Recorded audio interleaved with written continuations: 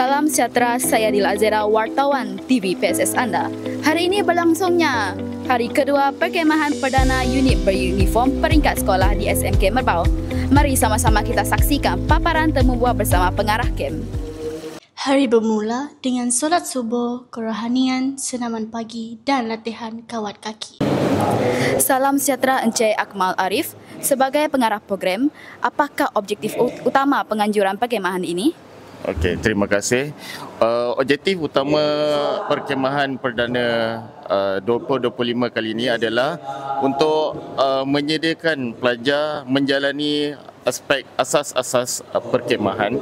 Selain itu, kita nak tengok diorang punya cara berkomunikasi antara satu sama lain dalam aktiviti ikhtiar hidup, dan pada masa yang sama kita akan juga laksanakan latihan-latihan perkemahan asas. Okey, baik. Baik cikgu. Bagaimanakah respon peserta setakat hari ini? Okey, setakat respon pelajar pada hari ini, semalam diorang telah melakukan aktiviti ikatan gadget dan juga pagi ini kawat kaki. So setakat ini mereka lebih fokus kepada untuk kukuhkan kerjasama dalam kumpulan dan juga daya tahan untuk melakukan segala aktiviti yang orang kata agak mencabar. Okey, kemudian setakat ini juga ramai pelajar yang terdiri dari pelbagai kaum. So diorang dapat mengeratkan hubungan silaturahim jugalah antara sesama sendiri. Okey, baik. Apakah harapan tuan terhadap peserta selepas tamat perkemahan? Selepas tamat kem perdana kali ini, saya mengharapkan agar peserta-peserta ni mempunyai jati diri yang tinggi, bagi mempersiapkan diri mereka untuk menghadapi cabaran masa global. Baik. Apakah harapan cikgu terhadap peserta selepas tamat perkemahan ini? Okey, besar harapan saya supaya pelajar ni lebih berdisiplin, dan juga mereka mampu melaksanakan tugas tanpa apa-apa rungutan.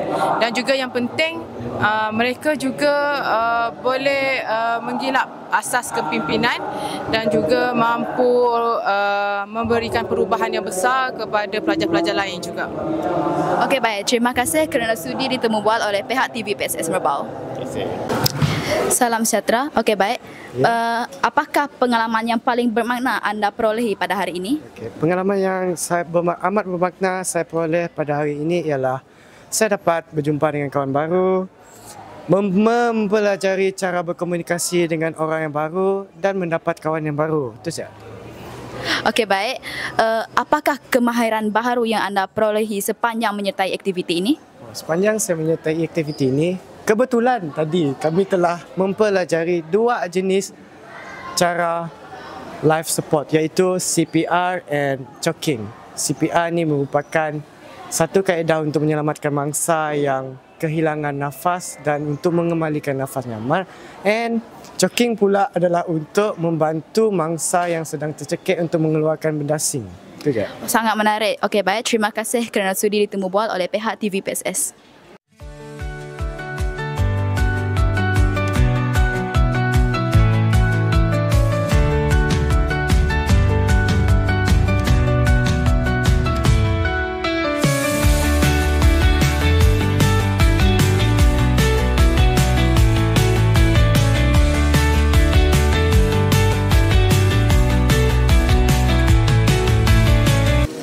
Sekian sahaja, saya Dila Azera melaporkan berita TV PSS Merbau.